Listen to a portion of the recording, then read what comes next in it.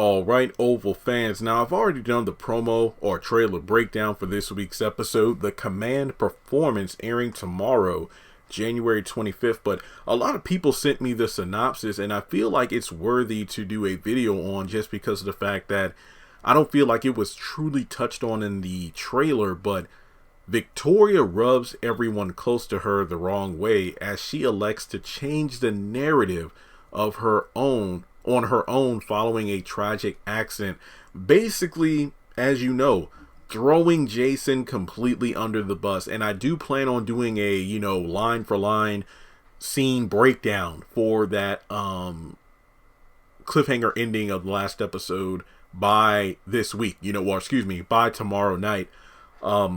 Just because I feel like it was such a great scene, from the way Victoria structured her speech to the cutaways to the various characters listening in and giving their thoughts on it.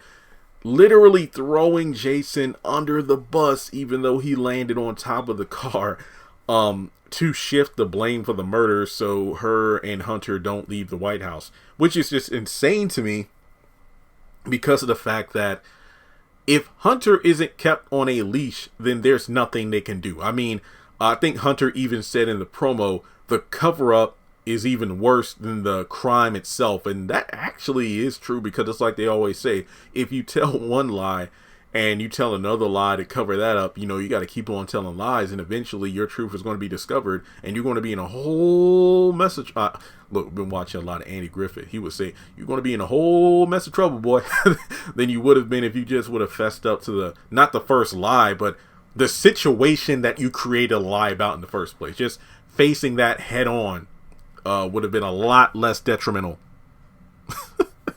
than just going through a situation where you just covered up things left and right. And honestly, I'm surprised that Hunter's father-in-law hasn't come forward and exposed them for what it was. I mean, the vice president even said straight up, I have sources that confirm the first lady's father was the one that tried to assassinate the president. And I'm like, that's surprising, because he was just going to sit back and die, but all the while enjoy his pathetic son-in-law's attempts to try to hold power and let the administration crumble. But nope, he tried to take him out. But yeah, Hunter isn't going to be a fan of what Victoria did. It says rubs everyone close to her the wrong way. In the promo, she asked Donald how she did. Wicked. So aside from Hunter, like literally, who exactly is this going to rub the wrong way? Jason's out of commission,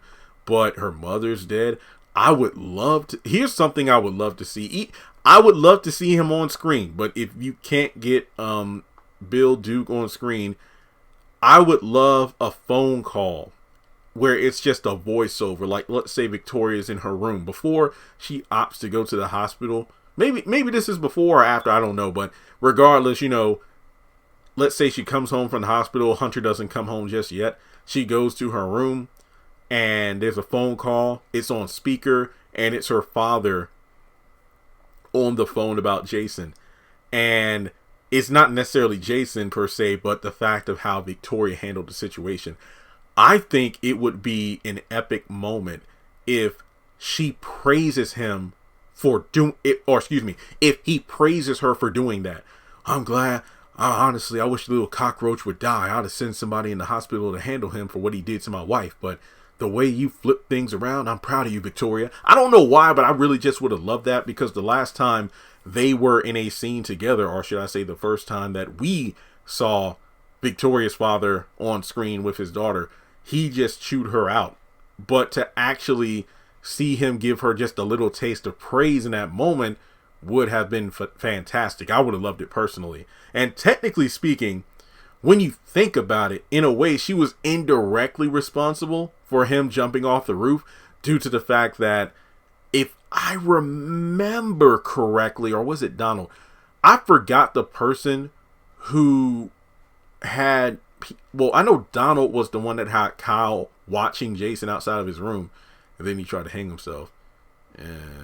Who was the one that introduced the idea of having Alonzo and Grip have a rotating 24-hour watch on Jason? I forgot who it was, but if it was Victoria, than perhaps, you know, getting quote unquote incompetent guards to look the other way and then Jason jumped all through. Technically, she was indirectly responsible for that. I don't know. But then again, it was the guilt eating him up inside for everything he's done. But like I said, if you have the damn doctor or counselor on screen a little bit more to really showcase him spiraling into this, you know, whirlpool of despair and depression, it would make more of an impact. But since we don't have it, oh well. But yeah, I would love for Victoria's father to call her up to give his thoughts on what she did, to see if this would, like, you know, postpone the inevitable. It's like, hey, you did good in this one moment, but this is just the beginning.